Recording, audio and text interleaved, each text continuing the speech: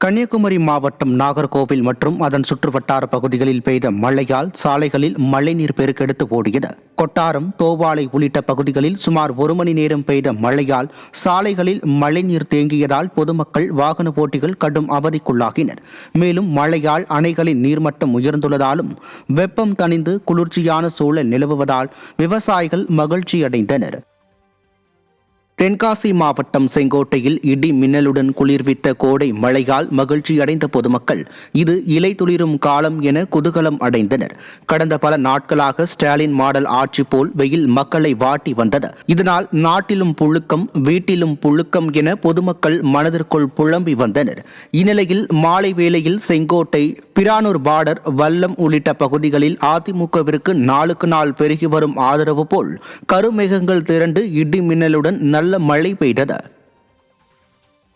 திண்டுக்கல் மாவட்டம் கொடைக்கானலில் பெய்த கோடை மழையால் சுற்றுலா பயணிகள் மகிழ்ச்சியடைந்தனர்.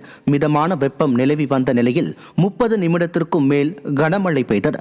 இதனால் நட்சத்திர ஏரியில் மழையில் நனைந்தபடியே சுற்றுலா பயணிகள் படகு சவாரி மேற்கொண்டனர்.